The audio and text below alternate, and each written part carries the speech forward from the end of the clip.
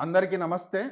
My self Peddaboina Kumar, GK and current affairs faculty, Telangana BC study circle, Sircilla. ఈరోజు current అఫైర్స్లో భాగంగా ఒక నూతనమైనటువంటి ఇంటర్నేషనల్ టాపిక్ను తీసుకుందాం. దీంట్లో భాగంగా 17వ పీటర్స్బర్గ్ క్లైమాట్ డైలాగ్ అంటే సదస్సు, ఇది ఎక్కడ జరిగింది దీన్ని చూద్దాం. 17వ పీటర్స్బర్గ్ క్లైమాట్ డైలాగ్ అనేటువంటిది ఇది ప్రతి సంవత్సరం జరుగుతుంది అనమాట. ఎక్కడ జరుగుతుంది? జర్మనీ అధికారికంగా ప్రతి సంవత్సరము బెర్లిన్లో నిర్వహించేటువంటి ఒక వార్షిక సదస్సు అనేటువంటి విషయాన్ని గుర్తుపెట్టుకోవాలి. ఈ సంవత్సరమే కాదు, ఎప్పటికీ 16వదైనా 18వదైనా అక్కడే జరుగుతుంది. ఈ సంవత్సరం గాను ఏప్రిల్ 21, 22 తేదీల లోపల ఈ సదస్సు అనేటువంటిది నిర్వహించడం జరిగింది. ఇది జర్మనీ ప్రభుత్వం అధికారికంగా నిర్వహిస్తూ ఉంటుంది. అంతేకాకుండా దీనికి సహాధ్యక్షత ఇటీవల కాలంలో టర్కీ, అది ఒకటి, తర్వాత ఆస్ట్రేలియా దేశాలు కూడా దీనికి సహాయ సహకారాలు అందించాయి. దీనికి గల ముఖ్య కారణం ఏంది అని అంటే త్వరలో జరగబోయేటువంటి COP31 జరగబోతుంది.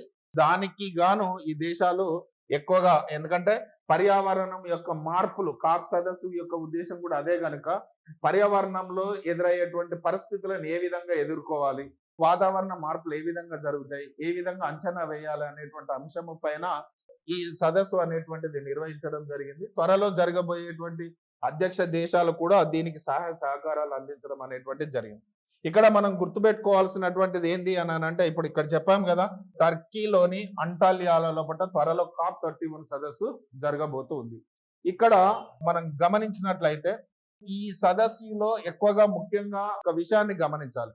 ప్యారిస్ ఒప్పందం అనేటువంటిది 2015లో నిర్వహించుకున్నటువంటి దానిలో అంటే ఆల్మోస్ట్ 2 degrees సెంటిగ్రేడ్ కంటే, అంటే దానికంటే తక్కువ 1.5 degree సెంటిగ్రేడ్ గ్లోబల్ వాతావరణం అంటే భూతాపం అనేటువంటిది అన్ని దేశాలు ఇంతకు మించి ఉండద్దు, ఇంతకు తగ్గించుకోవాలనేటువంటి విషయానికి పరిమితం చేసుకోవాలనేటువంటి విధానాన్ని ఇందులో ముఖ్యంగా చర్చించడం జరిగింది.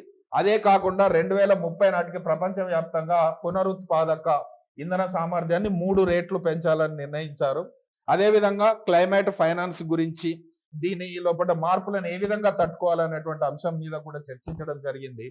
ఇకపోతే పీటర్స్బర్గ్ క్లైమేట్ డైలాగ్ అనేటిది మొట్టమొదటిసారిగా జరిగింది ఎప్పుడు అనంటే 2010లో అప్పటి జర్మన్ ఛాన్సలర్ ఏంజెలా మెర్కెల్ గారు ఇది ప్రారంభించారు. ఇందులో మనకు ఇంపార్టెంట్ గా గుర్తుపెట్టుకోవాల్సింది ఏంటంటే, మనకు ఎప్పుడు కూడా ఈ డైలాగ్ అనేటువంటిది జర్మనీలోనే జరుగుతుంది అనేటువంటిది ఒకటి. తర్వాత వచ్చేసి దీని లోపల ముఖ్యంగా ఏం చర్చించారంటే, ప్యారిస్ ఒప్పందంలో తీసుకున్నటువంటి నిర్ణయాలను మళ్ళొక్కసారి ఆ నిర్ణయాలకు అనుకూలంగా ఆ టార్గెట్ ను రీచ్ కావాలి, 2 degrees సెంటిగ్రేడ్ కంటే తక్కువగా భూతాపాన్ని తగ్గించుకోవాలి అన్ని దేశాలు అనేటువంటిది ఈ సదస్సు యొక్క ముఖ్యమైనటువంటి ఉద్దేశం. Thank you all of you.